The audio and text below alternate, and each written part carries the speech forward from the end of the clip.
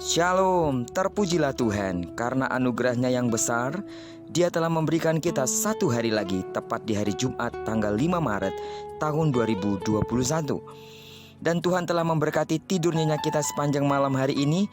Dan kita tetap percaya bahwa sepanjang hari ini sampai terbenamnya matahari di tanggal 5 Maret ini, Tuhan akan terus menyatakan kuasa namanya sebagai Allah yang menyertai.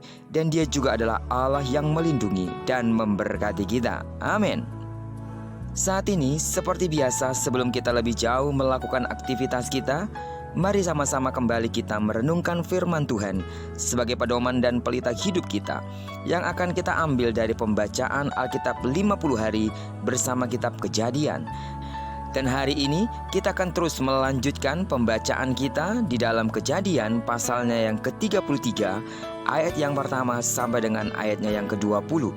Dan sebagai perenungan kita hari ini, saya akan ambil dari ayat yang keempat dan juga ayat yang kelima. Agar saudara dapat lebih mengerti apa yang akan saya bahas di dalam perenungan kita hari ini, saya berharap saudara telah atau akan membaca seluruh pasal 33 ini. Dan sebagai perenungan kita, sekali lagi di dalam ayat yang keempat dan ayat yang kelima, saya akan bacakan buat kita semua. Tetapi Esau berlari mendapatkan dia, didekapnya dia, dipeluk lehernya dan diciumnya dia. Lalu bertangis-tangisanlah mereka. Kemudian Esau melayangkan pandangannya, dilihatnyalah perempuan-perempuan dan anak-anak itu. Lalu ia bertanya, "Siapakah orang-orang yang beserta engkau itu?"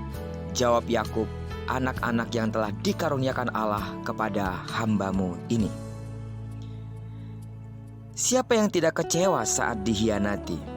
Apalagi yang mengkhianati adalah adik kandung sendiri. Itulah yang dialami oleh Esau. Esau begitu marah setelah ia ditipu oleh Yakub adiknya. Beberapa catatan trik tipuan yang dilakukan Yakub terhadap kakaknya Esau, yaitu yang pertama, Yakub telah berhasil membeli hak kesulungan milik kakaknya itu seharga semangkuk kacang merah. Yang kedua, dengan cara yang licik, Yakub telah menyerobot berkat yang seharusnya milik Esau. Tentu hal ini membuat Esau dendam dan berikhtiar membunuh adiknya itu. Sulit bagi Esau melupakan begitu saja peristiwa pahit dan menyakitkan itu. Akan tetapi tampaknya Esau belajar memahami kesalahannya. Ia belajar bahwa menyimpan dendam dan kebencian justru akan memberikan dampak buruk baginya. Esau pun belajar mengampuni. Dan sudah pasti Tuhan menghargai tindakannya yang bersedia berjalan menurut firman-Nya. Tindakan penyambutan dan rangkulan tulus yang disertai tangisan rindu seolah menghapus semua memori jahat yang pernah bercokol dalam hati dan pikiran Esau. Dan ini pasti sangatlah menyukakan Tuhan. Saudara, kita mungkin punya pengalaman sama seperti Esau. Kita pernah melakukan kesalahan.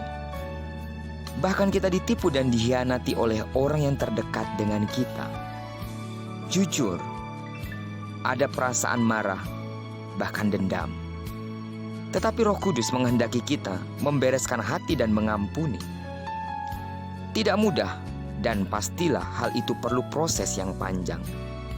Namun kita perlu melakukannya. Tidak mudah bukan berarti tidak bisa.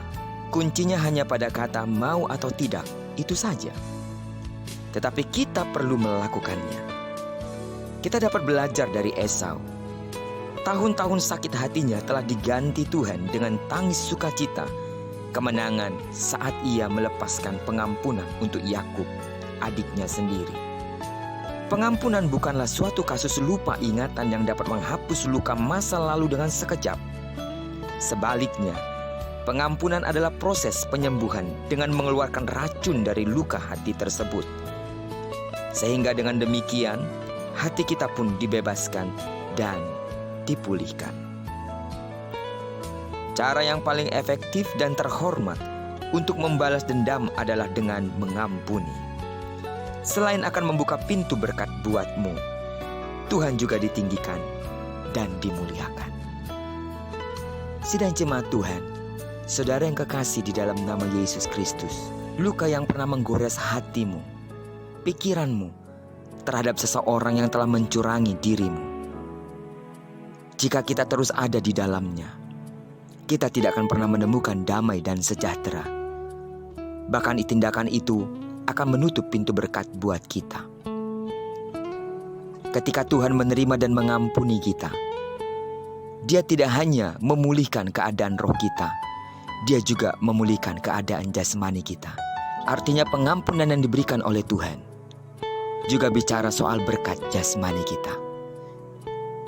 Jika kita memberikan pengampunan kepada orang lain, bukan hanya roh kita yang dipulihkan, namun berkat Tuhan akan mengalir dengan deras di dalam hidup kita. Karena untuk itulah kita dipanggil, dan untuk itu pula kita ditebus dengan kuasa darahnya yang sangat mahal. Terpujilah Tuhan. Diberkatilah kita sepanjang hari ini, dan kiranya apa yang telah dijanjikannya dalam firman-Nya, yang berkata bahwa apa yang dikerjakan oleh tangan kanan dan tangan kiri kita akan dibuatnya berhasil.